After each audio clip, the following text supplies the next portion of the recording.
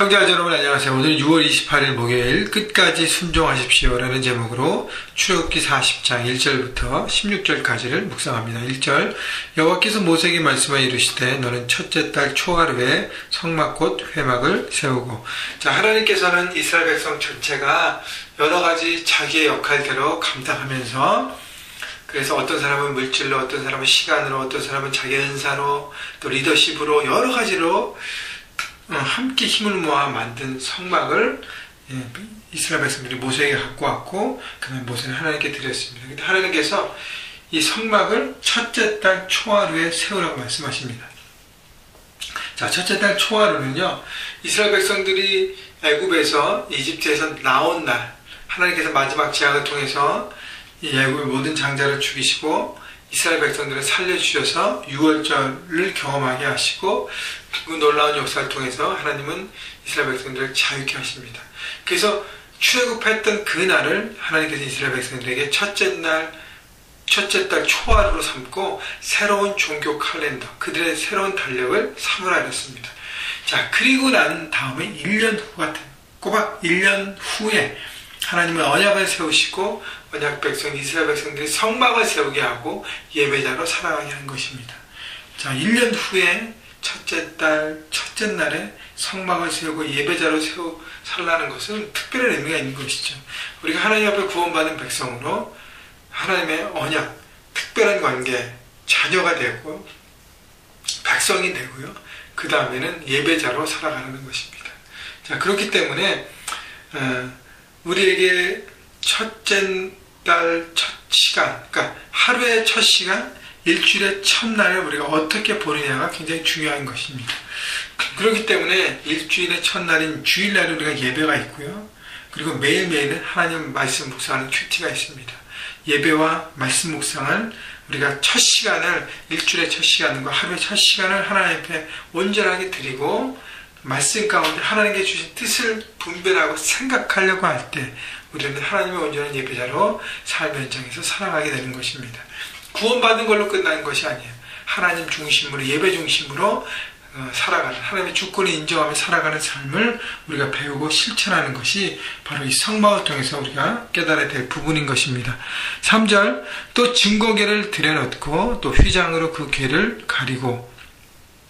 자, 성막에 들어갈 기구들을 자기 자리를 배치하는데요. 성막 제일 안쪽에는 지성소가 있습니다. 그 안에 증거궤를 들여놓고 그 다음에 휘장으로, 커튼으로 궤를 가려버립니다. 그러니까 큰 방이 하나 있는데 그 방을 둘로 자르는 것이 하나는 지성소로 커튼을 가리고요. 그 다음에 그 다른 방에는 성소인데 4절 상을 들여놓고 그 위에 물품을 진설하고 진설병과 떡상을 들여놓고 진설병을 올려놓고요. 그 다음에 등잔대를 들여놓고 불을 켜고 또 금양단을 증거궤 앞에 두고 성막 문에 휘장을 달고. 자, 그래서 거기에 떡상과 등잔대와 금양단을 두고 그 다음에 커튼을 가려봅니다. 그래서 성소와 지성소로 구별되는 그 방이 꾸며지게 되고요. 그 다음에 이제 그 방의 밖에는 뜰인데 6절 또 번제단을 회막의 성막문 앞에 놓고 이제 번제단을 놓고요. 또 물두멍을 회막과 제단 사이에 놓고 그 속에 물을 담고. 그러니까 지성소 바로 앞에는 번제단이 있고 번제단에서 더 성막 문, 그 바깥문 가까이 오면 이제 물두멍을 놓고요. 그 다음에 8절 뜰 주위에 포장을 치고 뜰 문에 휘장을 달고.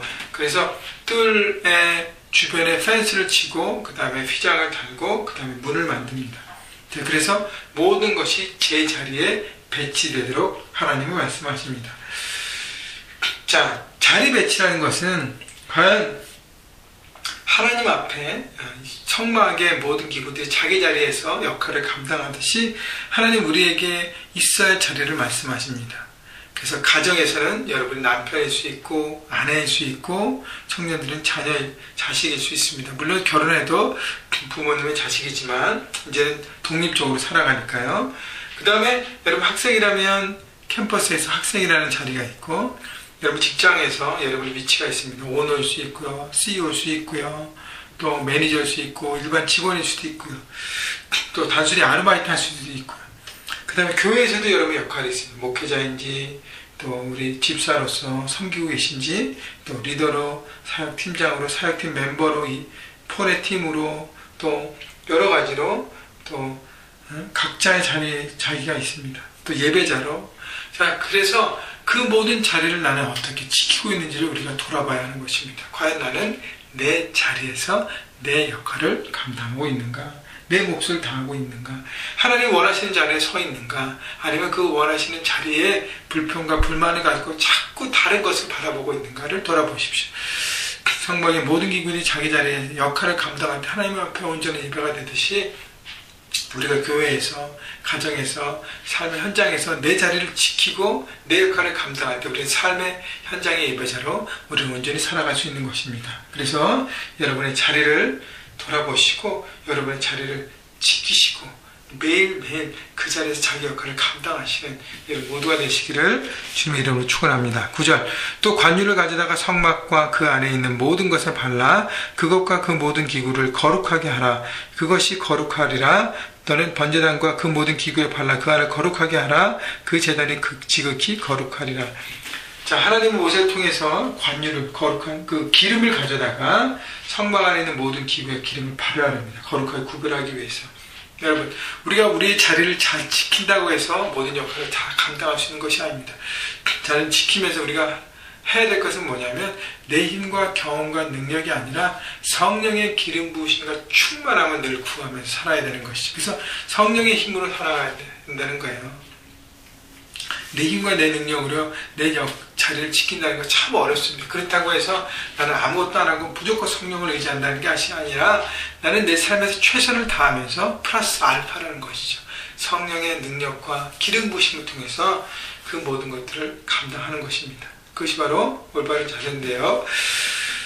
12절 13절 보면 이제 제사장을 세우는 과정이 나오는데 12절, 너는 또 아론과 그 아들들을 회막문으로 데려다가 물로 씻기고 아론에게 거룩한 옷을 입히고 그에게 기름을 부어 거룩하게 하여 그가 내게 제사장의 직분을 행하게 하라.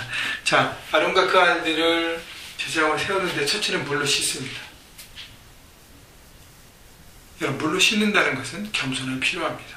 물로 씻기고 해요. 내가 스스로 씻는 것이 아니라 그들 씻깁니다. 겸손함이 필요한 것이죠. 그 다음에 거룩한 옷을 입히고 구별된 삶을 얘기합니다. 그리고 기름 부어 성령 충만을 얘기하는 것이고요. 그 다음에 내게 제사장의 직분을 행하게 하라. 사명을 수행하는 순종이 필요합니다. 여러분, 우리도 왕같은 제사장으로 하나님께서 부르셨는데 내가 삶 현장에서 예배자로 살아가기 위해서 네 가지를 점검하는 것이죠. 나는 매일매일 내 영혼을 물로 씻기고 있는가? 말씀 묵상을 얘기합니다. 말씀으로 나를 씻기고 주의 십자가를 벌려 나를 씻는 작업이 필요합니다. 나는 괜찮아요. 그러나 겸손함으로 나가야 하는 것이죠. 거룩한 옷, 구별된 삶을 살기 위해서 나는 늘 올바른 선택을 하고 있는가? 기름 부으심, 성령 충만을 구하고 있는가? 사명 수행하는 것, 나는 순종함으로 내 삶에 그 모든 것들을 적용하고 있는가? 여러분, 돌아볼 때 우리는 온전한 하나님의 예배자로 삶의 현장에서 살아가게 되는 것입니다. 여러분, 첫째 날에 첫 시간에 성막을 하나님께 봉헌하고 그렇게 성막 중심으로 살아갔던 것처럼 이 시간 하나님 앞에 올려드리면서 하나님의 하루를 주님 앞에 온전하게 살아가는 하루 되게 해주옵소서.